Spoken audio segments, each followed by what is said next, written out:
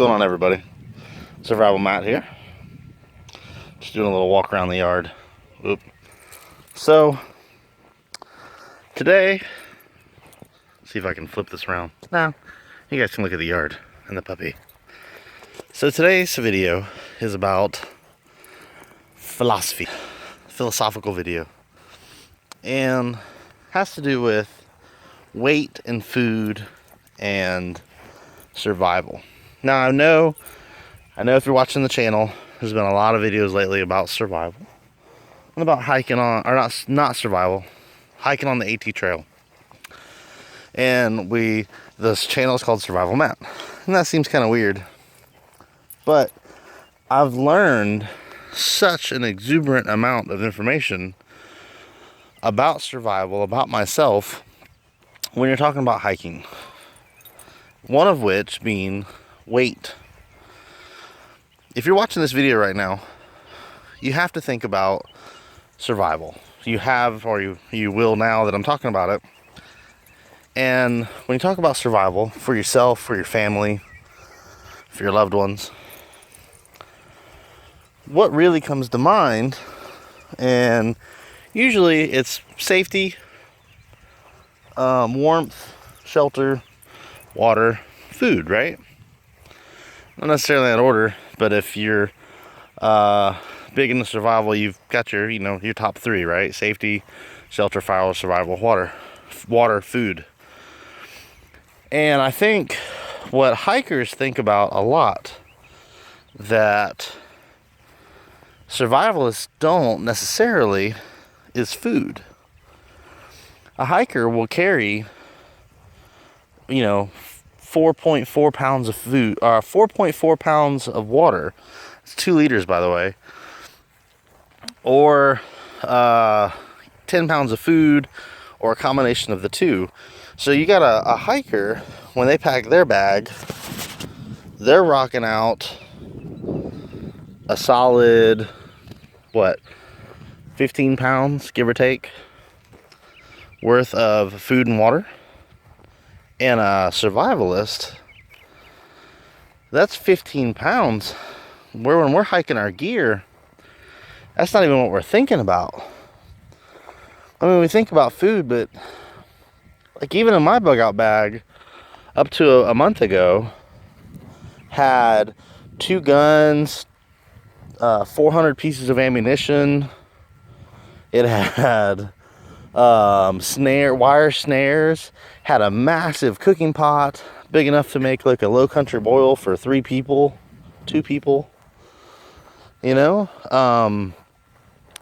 Food wasn't an option. Food wasn't in there. I was just so like gung-ho on, I'm gonna catch my food, I'm gonna trap my food, I'm gonna fish for my food. And a hiker doesn't think like that. They just bring their food. They don't bring a gun. They don't bring a fishing pole or a fishing kit or nothing like that. What are you smelling? Huh? What are you smelling? So, how do we meet in the middle? What's that in between ground? Kind of hoping, that I'm just gonna man up and hike 35 pounds for this AT hike coming up, the Appalachian Trail hike. I'm doing section hike from Springer Mountain, Georgia to North Carolina border. Actually, we're gonna go to one of the gaps. It's about 12 miles in. And anyways, yeah, we have a miniature fishing kit that I want to bring. I think it weighs, like the fishing pole weighs 8 ounces, and I think the entire fishing kit I've got weighs another 8 ounces. So like for a pound, basically, I can have a fishing kit on me. And I really, really, really want to bring it. I am going to bring my Mora. My Mora's coming, I don't care. And my Gomboy, my silky Gomboy, it's coming with me too. Now, the people who are counting out there, that's about 1.5 pounds, 2 pounds that a normal hiker doesn't carry, that I'm going to carry. I've walked you back here to my my bamboo yurt that I started on. Isn't it pretty? You can hang, I weigh 260, 250, and you can hang from any one of these poles, pole to here, anywhere you like, you can hang on them. It's like that all the way around. I started on it, did a bunch of work over a weekend, and then got hurt. Haven't really been able to touch it since. I'm really glad to see all this new growth coming in. You know, I was back here a bit much, and I kind of did some damage to the greenery, but I'm glad to see it coming back. But this is out here on the edge of my property. Really looking forward to planting bamboo out here. I know some of you just cringed, and maybe some of you just got happy. But I really do want to get a huge bamboo forest out here. I think that would be really cool versus a lot of this, you know, a lot of these weeds, these vines that are killing the trees and all this kind of stuff. I mean, even if I could just, now, for survival reasons, think about it. I've got a bamboo yurt right there, right? Which, as you can see, it's got some pretty decent camouflage. But if I could take like that thick of an area and go all the way that way with bamboo, and my neighbor doesn't care about bamboo either way. So if I can get huge, thick bamboo all in here, and then a little bamboo that way and a little bamboo that way as it grows and expands, I think it would be a big deal.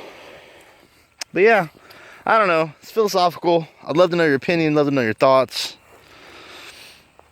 I bet you're laughing at this right now. This is where I come set up to go hammocking. I love, after a stressful day of work, come out here real quick. Threw these up to teach my son. This is where we hang our backpacks. But you throw the straps up, throw the hammock up, watch the stars, watch the sunset, start a little fire. But as you can see, we haven't done one in a while. But it's a lot of fun. The brick, you're probably wondering what's with concrete brick. I showed my son how to cook on top of one with very little material. It's kind of cool. But yeah, I don't know, man. When you listen to survivalists, you listen to people on YouTube, they talk about the tools necessary to process, catch, and use what you catch in the field. Wild foraging, wild game, fishing, whatever you catch. You know, if you kill it, you eat it. Real simple process. And they talk about the tools necessary for that. Like I'll give you a good example that a lot of people don't talk about is Law, good buddy of mine, swears by a tool called a gut hook. A gut hook, something used to process a deer or any large wild animal for that matter. So if you got lucky and you bagged a deer, I'm talking like in a messed up survival situation, your family's fed. Woo! The more meat will go bad than you can eat, depending on the size of that deer. And Law was talking about how a gut hook would make all the difference in the world when you're talking about processing that animal. A gut hook's not something normally talked about on survival channels. It's not talked about as one of those necessary tools.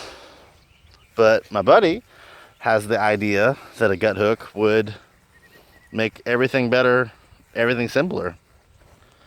So like, do you carry a gut hook, or do you just make sure that you have a knife that has a gut hook on it? Or a multi-tool that has a gut hook available? What's more important? But then now you got this deer, and you got to eat it, and you're all fat and happy, you and your family, for a couple days at least, right? Then you jerky out a bunch of it, and then you're good for a couple more days. The deer got you a week, maybe, right? But how long do you last if you've got no food? How strong is your morale if you've got no food before you catch the deer? You got nothing at all. You got no food of any kind. You got a gun and you got 200, 400 rounds of ammunition. Great. but that weighs 25 pounds or more, and you got nothing to shoot. Or maybe you're just like, I hope I never forget this, but Dave Cattenberry has a video, and he says that you really need to understand what kind of survivalist you are. Some people just aren't good hunters. Some people just aren't good fishermen. And he's got a strong point. If you got a gun, let's just say you've got a nice shotgun, a heavy, nice 12 gauge shotgun, and you've got slug and you've got pellet shot for it, buckshot, and you just haven't found nothing. You haven't found nothing because you're not a good hunter. You're always loud, you're always upwind, you always smell. So you're not catching things like you want to, like you should. What is that ammunition doing for you? What is it doing? How that heavy gun you're carrying around, how is that helping you? How many days are you going to lug that thing around before you stop? Not saying that a gun isn't something amazing to have in a survival situation, but if you can't use it and you can't utilize it to its full potential, what good is it for you? I don't know. That'll be the end of this philosophical video today. It's really about food. I know they make those, emergency MRE packets that a lot of survivalists take. They're 4,000 calories in a bar, which I guess makes sense. But even then, a hiker is eating 2,000 calorie meals and they're only carrying 35 pounds. Or a survivalist, I mean, not to get nitty gritty with the math and everything, but a full grown man eating 4,000 calories in a day, he's going to lose weight if he's lugging around 35, 45, 55 pounds all day long. He's going to lose weight. So he has to catch food in order to maintain his weight. And if you talk about those MREs, 4,000 calorie MREs, that's going to last somebody one day. So let's just say that you got plenty of water. So you got lucky. Where you're at, there's plenty of water. So you're drinking water nonstop. You're good to go for 30 days, theoretically, without food. After day 6, you can't take it no more. You have to eat that MRE. You eat the MRE. That's going to last you another, I don't know, couple days, 6 days of happiness. So you've gone 12 days of happiness, or 12 days, and you haven't caught a deer or a rabbit or a duck or a fish in 12 days? No, you got the gun, no fishing pole. You haven't speared a frog or a fish or nothing in 12 days. I mean, you're not a happy camper. Your morale is going down fast. And why am I talking about morale in a survival situation? There's a duck right there. Yeah. We have a pond around here, so there's about 2 families of ducks that come and go as they please. It's kind of cool. But I don't know. I digress. I want to know. I'm really curious about what I'm going to pack here in the future, because as much as I'm going to still pack my Henry AR-7 and probably 100 rounds of ammunition, I'm going to have my fishing kit, and I think I'm going to have to hike food.